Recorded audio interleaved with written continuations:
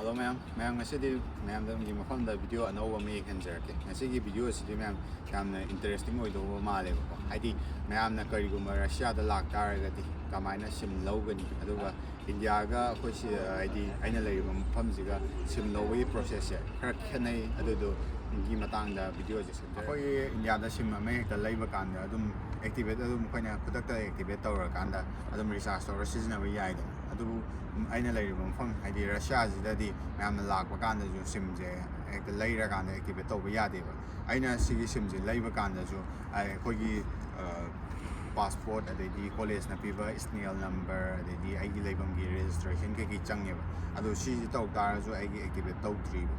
ꯑꯗꯨꯅ ꯑꯩꯒꯤ ꯁꯤꯝꯁꯦ ꯑꯦꯛꯇꯤꯚꯦꯠ ꯇꯧꯅꯕꯒꯤꯗꯃꯛꯇ ꯑꯩꯅ ꯂꯥꯛꯏꯕ ꯍꯥꯏꯗꯤ ꯃꯣꯏꯒꯤ ꯑꯣꯐꯤꯁꯁꯦ ꯃꯣꯏ ꯗꯣꯀꯨꯃꯦꯟ ꯀꯧꯋꯦ ꯁꯤꯒꯤ ꯑꯣꯐꯤꯁꯁꯤꯗ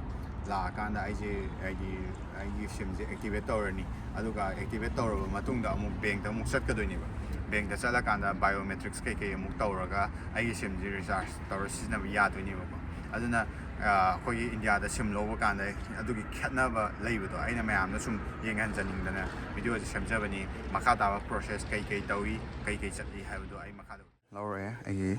E31ꯁꯦ ꯁꯤꯁꯦ ꯀꯧꯁꯜꯂꯛꯑꯅꯤ ꯑꯗꯨꯒ ꯆꯪꯒꯗꯣꯏꯅꯦꯕꯀꯣ ꯃꯅꯨꯡꯗ ꯑꯗꯨꯒ ꯁꯨꯃꯥꯏꯅ ꯃꯤ ꯐꯝꯅꯔꯤꯁꯦ ꯁꯨꯃꯥꯏꯅ ꯆꯪꯉꯒ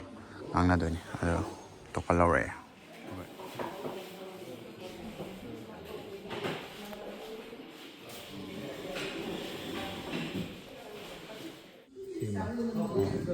ꯃꯌꯥꯝ ꯁꯤꯁꯦ ꯑꯩꯒꯤ ꯍꯥꯟꯅ ꯁꯤꯖꯤꯟꯅꯔꯝꯕ ꯁꯤꯝꯅꯦꯕꯀꯣ ꯃꯣꯏꯒꯤ ꯁꯤꯁꯦ ꯕ꯭ꯂꯣꯛ ꯆꯠꯈꯤꯕ ꯀꯨꯏꯔꯕꯅꯤ ꯑꯗꯣ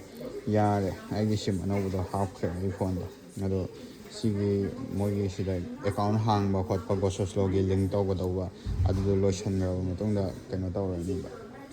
ꯕꯦꯡꯛꯇ ꯆꯠꯂꯣ ꯍꯥꯏꯔꯦ ꯑꯗꯨꯒ ꯕꯥꯏꯑꯣꯃꯦꯇ꯭ꯔꯤꯛꯁ ꯇꯧꯋꯦ ꯑꯗꯣ ꯕꯥꯏꯑꯣꯃꯦꯇ꯭ꯔꯤꯛꯁ ꯇꯧꯕꯗꯣ ꯑꯃꯨꯛ ꯃꯌꯥꯝꯗ ꯌꯦꯡꯍꯜꯂꯛꯑꯒꯦ ꯍꯧꯖꯤꯛ ꯑꯩꯈꯣꯏ ꯊꯣꯛꯂꯛꯑꯦꯕꯀꯣ ꯍꯧꯖꯤꯛꯀꯤ ꯑꯩꯅ ꯆꯪꯉꯨꯕ ꯑꯣꯐꯤꯁꯇꯣ ꯂꯩꯔꯦ ꯁꯤꯝ ꯑꯦꯛꯇꯤꯚꯦꯠ ꯇꯧꯔꯛꯑꯦꯕꯀꯣ ꯑꯗꯨꯒ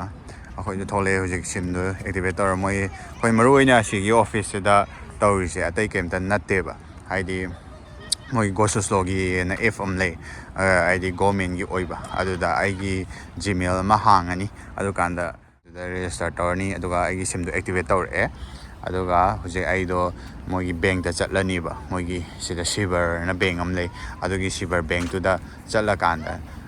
ꯕꯥꯏꯑꯣꯃꯦꯇ꯭ꯔꯤꯛꯁ ꯇꯧꯒꯗꯣꯏꯅꯦꯕꯀꯣ ꯑꯗꯨꯒꯤ ꯃꯈꯥ ꯇꯥꯕꯁꯨ ꯃꯌꯥꯝꯗ ꯌꯦꯡꯍꯜꯂꯛꯀꯦ ꯑꯗꯣ ꯑꯩꯅ ꯁꯨꯝ ꯃꯄꯥꯟꯗ ꯊꯣꯛꯂꯛꯄꯗ ꯃꯣꯏꯁꯦ ꯁꯣꯁꯤꯌꯦꯜ ꯁꯥꯔꯚꯤꯁ ꯇꯧ ꯂꯩꯔꯝꯃꯦꯕꯀꯣ ꯁꯣꯁꯤꯌꯦꯜ ꯁꯥꯔꯚꯤꯁ ꯇꯧ ꯂꯩꯔꯝꯃꯦ ꯑꯗꯨꯒꯤ ꯁꯨꯝ ꯑꯩꯅ ꯚꯤꯗꯤꯑꯣꯁꯦ ꯃꯇꯦꯛ ꯑꯃ ꯅꯨꯡꯉꯥꯏꯅꯕꯅ ꯍꯥꯞꯄꯛꯄꯅꯦ ꯃꯌꯥꯝ ꯁꯤꯁꯦ ꯌꯦꯡꯉꯣꯕꯀꯣ ꯃꯌꯥꯝ ꯃꯣꯏꯒꯤ ꯁꯤꯗ ꯊꯥꯖꯅꯕꯤꯒꯤ ꯃꯇꯨꯡ ꯏꯟꯅ ꯃꯣꯏꯒꯤ ꯅꯨꯡꯁꯤꯅꯕꯗꯣ ꯁꯨꯃꯥꯏꯅ ꯁꯣꯗ ꯃꯃꯤꯡ ꯏꯔꯀꯥꯟꯗ ꯁꯤꯗ ꯃꯃꯤꯡ ꯏꯔꯤꯁꯦ ꯅꯨꯄꯥꯒꯤꯁꯨ ꯅꯨꯄꯤꯒꯤꯁꯨ ꯑꯗꯨꯗ ꯍꯥꯏꯗꯤ ꯃꯣꯏꯒꯤ ꯊꯨꯡꯅꯅꯤ ꯀꯥꯏꯅ ꯊꯥꯖꯅꯕꯤꯗꯨꯅꯦꯕꯀꯣ ꯁꯤꯗ ꯏꯔꯤꯁꯦ ꯁꯨꯃꯥꯏꯅ ꯏꯔꯀꯥꯟda ꯊꯦꯠꯅꯩꯌꯦ ꯑꯗꯨꯒꯤ ꯑꯩꯈꯣꯏꯅ ꯊꯣꯛꯂꯛꯄ ꯂꯝꯕꯤꯗꯨꯗ ꯁꯨꯃꯥꯏꯅ ꯃꯌꯥꯝ ꯑꯃ ꯊꯦꯠꯂꯒ ꯂꯩꯔꯝꯕꯗꯣ ꯑꯗꯨꯒꯤ ꯁꯨꯝ ꯚꯤꯗꯤꯑꯣ ꯅꯝꯖꯟꯕꯅꯦ ꯑꯩꯅ ꯃꯌꯥꯝꯅ ꯊꯦꯠꯂꯤ ꯁꯤꯗ ꯑꯍꯟꯉꯩ ꯐꯝꯃꯤꯁꯤꯁꯨ ꯊꯦꯠꯂꯤ ꯑꯗꯩ ꯁꯤꯗ ꯅꯥꯀꯟ ꯅꯥꯀꯟꯁꯦ ꯂꯩꯔꯤꯁꯦ ꯁꯤꯗ ꯁꯣ ꯃꯌꯥꯝ ꯑꯃ ꯊꯦꯠꯂꯤ ꯅꯨꯡꯁꯤꯕ ꯊꯨꯡꯅꯔꯅꯤ ꯀꯥꯏꯅꯒ ꯃꯣꯏꯒꯤ ꯊꯥꯖꯅꯕꯤꯗꯨꯅꯦꯕ ꯐꯖꯅ ꯇꯥꯎꯔꯒ ꯁꯦꯠꯂꯦ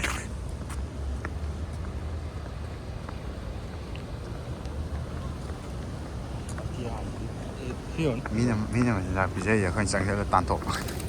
ꯋꯥꯖꯩ ꯋꯥꯏ ꯃꯌꯥꯝ ꯑꯩꯅ ꯕꯦꯡꯛꯇ ꯂꯥꯛꯑꯦꯕꯀꯣ ꯃꯣꯏꯁꯤ ꯕꯦꯡꯛꯁꯤꯗ ꯑꯩ ꯕꯥꯏꯑꯣꯃꯦꯇ꯭ꯔꯤꯛꯁ ꯇꯧꯗꯣꯏꯅꯦꯕ ꯍꯥꯏꯗꯤ ꯕꯥꯏꯑꯣꯃꯦꯇ꯭ꯔꯤꯛꯁꯤꯗ ꯇꯧꯗꯣꯏꯁꯦ ꯀꯩꯀꯩꯅꯣ ꯍꯥꯏ ꯀꯥꯟꯗ ꯑꯩꯒꯤ ꯐꯦꯁꯁꯦ ꯍꯥꯏꯗꯤ ꯃꯣꯏ ꯐꯣꯇꯣ ꯀꯥꯞꯄꯅꯤ ꯑꯗꯨꯒ ꯋꯥꯒ ꯉꯥꯡꯍꯟꯗꯅ ꯇꯧꯗꯣꯏꯅꯦꯕꯀꯣ ꯑꯗꯨꯒ ꯕꯥꯏꯑꯣꯃꯦꯇ꯭ꯔꯤꯛꯁꯁꯦ ꯇꯧꯕ ꯂꯣꯏꯔꯀꯥꯟꯗ ꯑꯩꯒꯤ ꯐꯣꯟꯁꯦ ꯑꯗꯨꯝ ꯑꯦꯛꯇꯤꯚꯦꯠ ꯇꯧꯖꯔꯛꯑꯅꯤ ꯑꯗꯨꯒ ꯔꯤꯆꯥꯔꯖ ꯇꯧꯔꯀꯥꯟꯗ ꯌꯥꯗꯣꯏꯅꯦꯕ ꯑꯗꯣ ꯍꯧꯖꯤꯛ ꯆꯪꯉꯀꯥꯟꯗ ꯃꯅꯨꯡꯗ ꯀꯩꯀꯩ ꯇꯧꯗꯣꯏꯅꯣ ꯍꯥꯏꯕꯗꯣ ꯌꯦꯡꯉꯁꯤꯅꯦ ꯍꯧꯖꯤꯛ ꯕꯥꯏꯑꯣꯃꯦꯇ꯭ꯔꯤꯛꯁ ꯇꯧꯗꯣꯔꯦꯕꯀꯣ ꯑꯗ ꯃꯣꯏ ꯁꯤꯗꯒꯤ ꯇꯣꯀꯟ ꯂꯧꯔꯒ ꯑꯃꯨꯛ ꯕꯥꯏꯑꯣꯃꯦꯇ꯭ꯔꯤꯛꯁ ꯇꯧꯗꯣꯔꯕꯅꯦ ꯑꯗꯨꯒ лоерни. Перевод. Это У вас виза или миграционная? Да. Виза миграционная. Ma'am loireba ado hojik biometrics tawbu loire ado agi simsu activate tawreba ko hojik recharge hanjalaga adum sizinaba yarni aduna hojik to matam jungalli khoje college lakpaneba ado college sangada matam jungalli ꯑꯗꯣ ꯏꯃꯥꯟꯅꯕꯉꯩꯒ ꯑꯩꯈꯣꯏꯒ ꯍꯧꯖꯤꯛꯁꯨ ꯀꯩꯅꯣꯝꯃ ꯆꯥꯔꯨꯁꯤ ꯍꯥꯏꯅ ꯑꯣꯏꯅ ꯊꯣꯛꯂꯛꯑꯦ ꯑꯗꯣ ꯃꯌꯥꯝ ꯚꯤꯗꯤꯑꯣꯁꯤ ꯌꯦꯡꯕꯤꯕꯒꯤꯗꯃꯛꯇ ꯌꯥꯝ ꯍꯥꯏꯅꯤꯡꯉꯥꯏ ꯂꯩꯇꯅ ꯊꯥꯒꯠꯆꯔꯤ ꯉꯁꯤꯒꯤꯗꯤ ꯃꯇꯥꯡꯁꯤꯗ ꯚꯤꯗꯤꯑꯣꯁꯤ ꯂꯣꯏꯁꯤꯟꯖꯔꯒꯦ ꯃꯌꯥꯝ